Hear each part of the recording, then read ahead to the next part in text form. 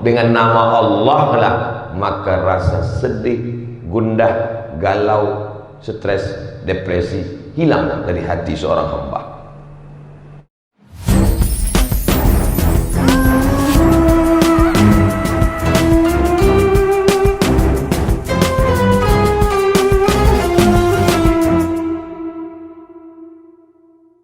Pagi adalah agama Islam. Nanti orang akan mengatakan itu kan apologize, pembelaan terhadap agama sendiri, memuji-muji agama sendiri, mengunggul-unggulkan keyakinan sendiri. Tapi mau tidak mau, suka tidak suka, boleh adakan penelitian studi komparatif perbandingan agama, bahwa agama yang mengajarkan paling awal bangun adalah agama kita. Kata Nabi SAW, Allahumma barik li ummati fi bukuriha, berikanlah berkah pada umatku fi bukuriha, paling pagi. Jadi berkah itu ibarat burung yang berterbangan. Burung merpati dilepaskan dari sarang sebanyak 100.000 ekor terbang. Maka mana pohon yang paling rimbun, di situ dia akan hinggap. Kalau burung itu dianggap sebagai keberkahan, simbol berkah, maka mana yang paling tinggi dahannya, pucuknya, di situ dia akan hinggap, karena itu yang dia temukan duluan. Begitulah pagi ini.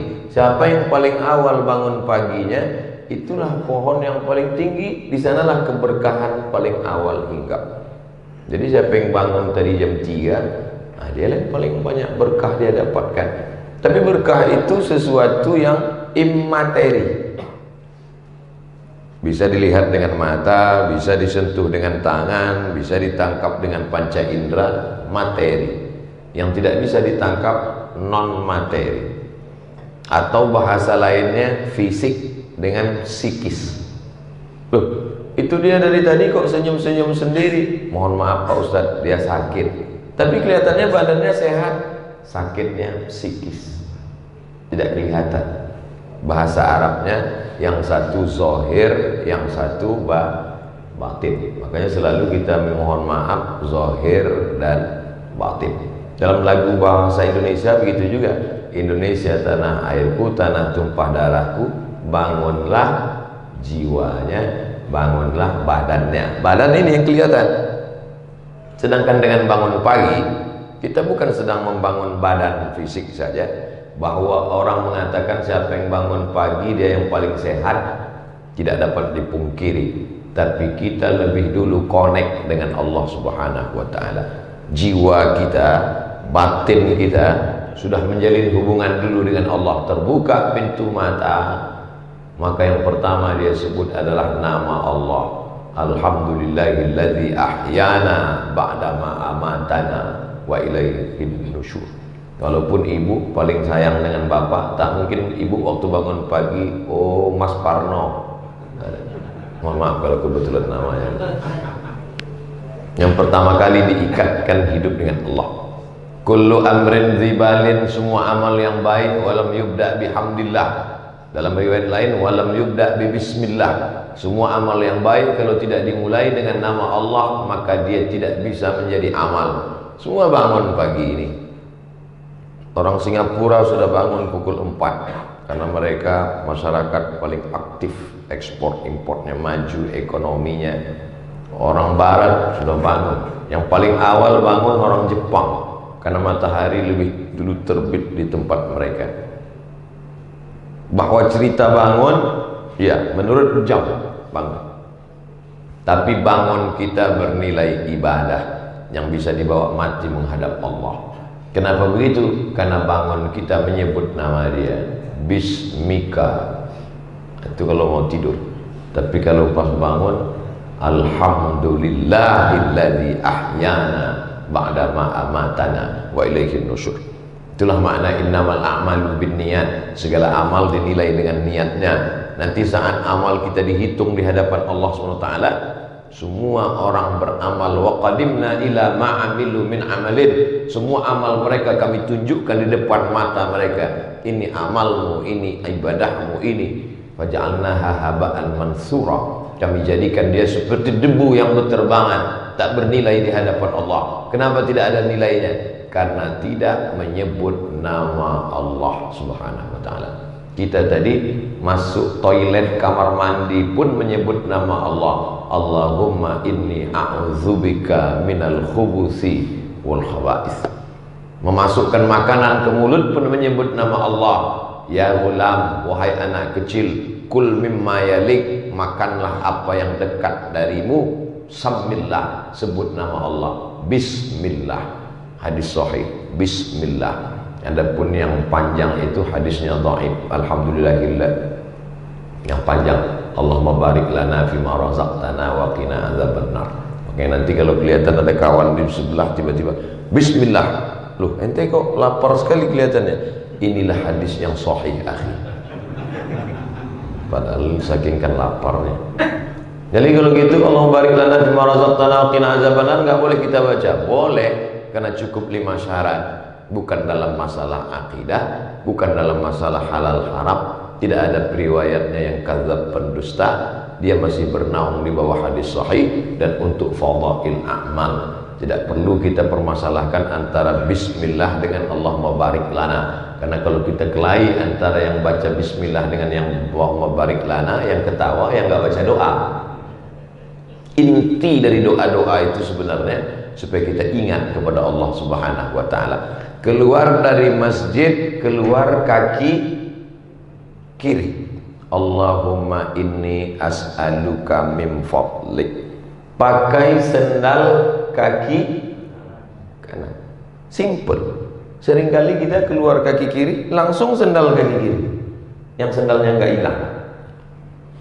Tapi sebenarnya apa maksudnya? Keluar kaki kiri, pakai sendal kaki kanan, supaya kita mengingat semua perbuatan kita.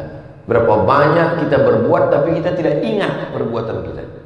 Makanya Imam Ibrahim bin Adham, dia melangkahkan kakinya, 1 langkah, 2, pas langkah 3 mundur lagi dia ke belakang.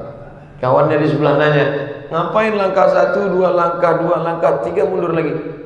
Ketika aku melangkah yang pertama, aku bisa mempertanggungjawabkannya di hadapan Allah nanti kalau ditanya. Langkah yang kedua, aku juga yakin begitu. Ketika melangkah ketiga, aku mulai ragu, apakah langkahku ini mencari ridha Allah atau tidak. Maka semua nanti akan dihitung di hadapan Allah, mana amal yang kita ingat, mana yang tidak ingat.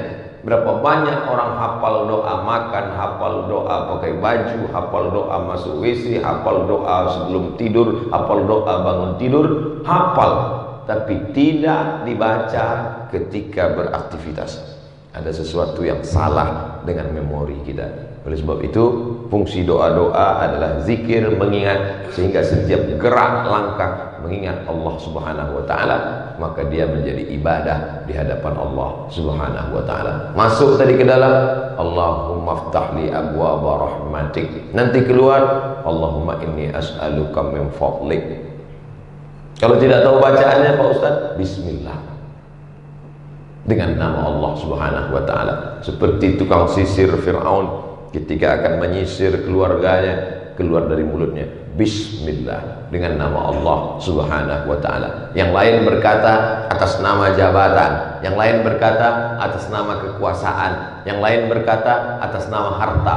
Tapi kita tidak demikian. Bismillah. Semua yang dilakukan atas nama Allah menghilangkan kekecewaan, ketakutan, dan kesedihan. Orang yang berkata atas nama jabatan, atas nama kekuasaan, atas nama materi benda, kalau dapat bahagianya luar biasa, kalau tidak dapat stresnya juga luar biasa. Sedangkan orang yang mengatasnamakan Allah, kalau dapat alhamdulillah, enggak dapat husnuzon sama Allah, berarti Allah punya rencana yang lebih cantik dan lebih indah daripada itu. Kenapa? Karena semuanya atas nama Allah. Dengan nama Allah lah maka rasa sedih, gundah, galau, stres, depresi hilang dari hati seorang hamba. Pucat wajah Abu Bakar Siddiq di dalam Jabal Thur ketika ketakutan melihat kaki kafir Quraisy Lau absara, seandainya mereka melihat kaki mereka, la absarana, mereka pasti melihat kita Muhammad. Seandainya mereka melihat kaki ke bawah, pasti mereka melihat kita. Apa kata Nabi? Ma zannuka bitsnaini fallahu salisuhuma. Kalau kau sangka kita di sini cuma berdua, tidak wahai Abu Bakar, Allah yang ketiga. Kalau kita bertiga, Allah yang keempat. Kalau kita empat, Allah yang kelima. Wa huwa ma'akum ainama kuntum, dia bersama kamu dimanapun kamu berada. Maka itulah fungsi dari setiap doa dan zikir, merasakan keberadaan Allah. Ketika kita merasa sepi sunyi, maka Allah bersama kita. Ketika kita merasa kecil dan kerdil, Allah tetap ada. Maka besarkan hati dengan keberadaan Allah. Allahu Akbar. Selesai sholat tetap subhanallah 33, alhamdulillah 33, Allahu Akbar 33, la ilaha illallah wahdahu la syarikalah, lahul mulku wa lahul hamdu, yuhyi wa yumiit wa huwa ala kulli syai'in qadir.